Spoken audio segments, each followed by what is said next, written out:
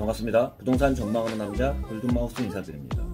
제가 부동산 시장을 많이 말씀드릴 때 지금 현 정부에서 부동산 세금 자체가 워낙 강화를 하다 보니까 사기도 쉽지 않고 또한 보유하기도 쉽지 않고 팔기도 쉽지 않은 그러한 부동산 세제 정책이라고 말씀드렸는데, 바로 전 영상에서 KDI의 부동산 안정화를 위한 가장 바라는 그러한 정책들 1순위를 말씀드려보면 부동산 세제를 완화해야 된다는 그러한 답변들이 가장 높았다고 좀 말씀드렸습니다. 오늘은 2021년도 회계연도 총수익과 총세출에 대한 마감 발표를 했는데요. 큰 회사든 작은 회사든 일반 가정이든 1년 연단위로 해서 수입 지출로 해서 보통 따져볼 수밖에 없는데요. 올해 작년 2021년도 기준으로 해서 국가의 지출과 수입 내역들을 보면요, 2021년도 예산했던 것보다 초과 수입으로 많이 거쳤다는 그러한 뉴스들도 많이 보셨을 거예요.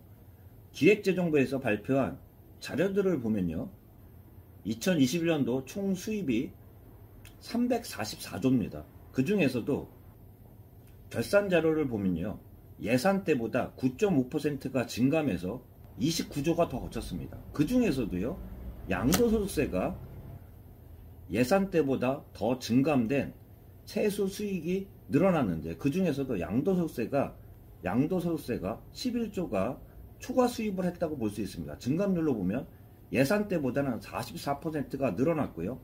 상속세 같은 경우도 초과 수입이 늘어나면서 25%가 초과로 증감이 됐다고 볼 수 있습니다. 증권거래세 같은 경우는 약 2조 가까운 23.8%가 더 거쳤다고 할 수 있는데요.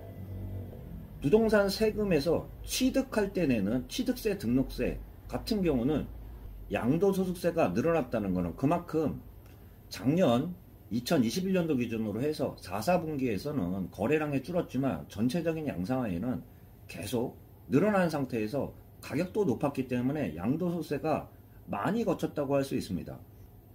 2020년도 기준으로 해서도 55%가 증가한 13조가 더 거쳤다고 할 수 있는데요.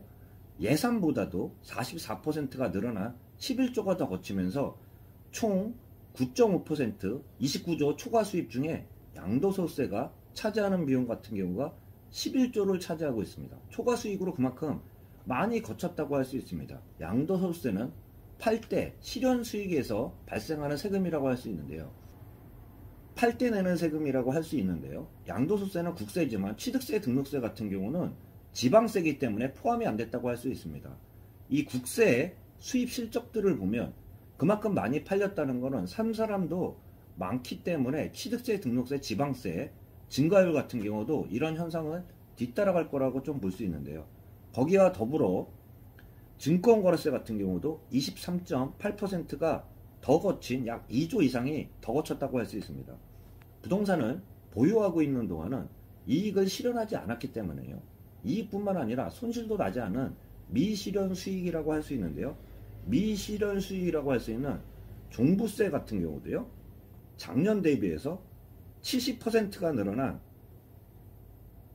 2조 5천억, 약 2조 5천억이 늘어났습니다. 또한 예산 때보다 19.9%, 약 20%가 증가한 1조 이상이 더 거쳤다고 할 수 있는데요. 팔 때 내는 양도소득세 같은 경우는 실현 수익이라고 할 수 있기 때문에 세금이 늘어나는 것은 어쩔 수 없는 그러한 현상이라고 할 수 있지만, 팔지 않은 미실현 수익이라고 할 수 있는 종부세와 또한 구분으로 보면은 재산세에 대해서는 구분으로 나와 있지 않은데요. 재산세 포함 종부세가 보유할 때 내는 그러한 세금 자체 같은 경우도 계속 증가를 하면서요.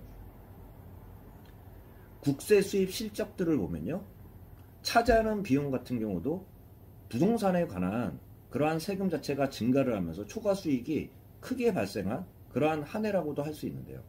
단지 작년 같은 경우는 부동산이 화랑과 더불어 부동산 상승도 많이 했고요. 세금도 증가한 반면 올 기준으로 해서는 부동산 가격도 약세를 하고 있는 상황 하에서 공시지가 현실화율이 계속 높아짐에 따라 팔 때 내는 양도소득세 같은 경우는 거래량이 크게 증가하지는 않을 거예요. 올해 기준으로 해서 작년 대비해서는 크게 증가하지 않는 그러한 올 초 상황들을 보면 양도소득세 같은 경우는 크게 증가하지는 않을 거라고 할 수 있는데요. 그와 대비해서 사기도 쉽지 않고 팔기도 쉽지 않은 상태에서 거래량 같은 경우도 작년 대비 크게 줄어드는 그러한 추세들을 보면 올해는 어떻게 세수를 감당해야 될지 일부 걱정이 되면서요. 그리고 또한 미실현 수익이라고 할 수 있는 팔지도 않았을 때 보유만 해도 내는 재산세와 종부세 같은 경우는 공시가율이 계속 올라감에 따라 2021년도 기준 작년 기준으로 해서요 70% 약 70%가 올라간 세금 폭탄이라는 말을 정부에서는 듣기 싫겠지만 그만큼 부동산 세금 자체가 크게 늘어난 그러한 작년 결산이라고 볼 수 있습니다.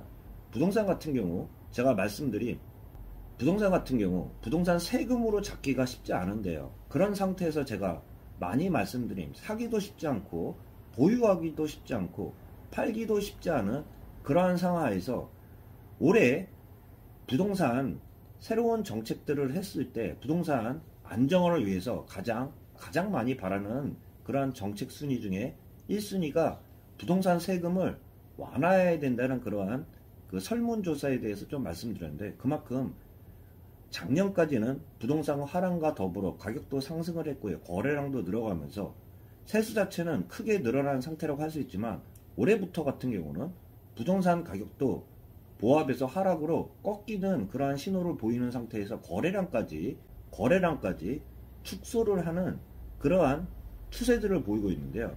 그만큼 새로운 정부가 세수 추입 같은 경우가 부동산에 관련해서는 작년과 같이 크게 늘 수 없는 그러한 상황이라는 말씀 좀 드릴 수 있습니다. 부동산 같은 경우는요. 양도소득세를 강화했다 그러면 취득세나 등록세 보유할 때나 또한 살 때 팔 때나 보유할 때 세금 같은 경우 낮춰줘야지 형평성에 맞는다고 말씀드렸는데 지금까지 우리나라 부동산 정책 같은 경우는 세금 수요 억제를 하면서 부동산 세금 자체가 워낙 무거운 상태에서 작년 세금이 크게 늘어나는 부동산 폭탄이라는 말을 일부 미디어에서 말씀을 드렸을 때 정부에서는 부인하고 있지만 증가하는 그러한 세액 자체를 보면 폭등하고 있으면서 작년 수입의 초과 수입 같은 경우에 부동산 관련 세금 같은 경우가 크게 차지했다는 그런 말씀 좀 들어볼 수 있습니다. 참고하시길 바라면서 영상 마치도록 하겠습니다. 골든마우스였습니다.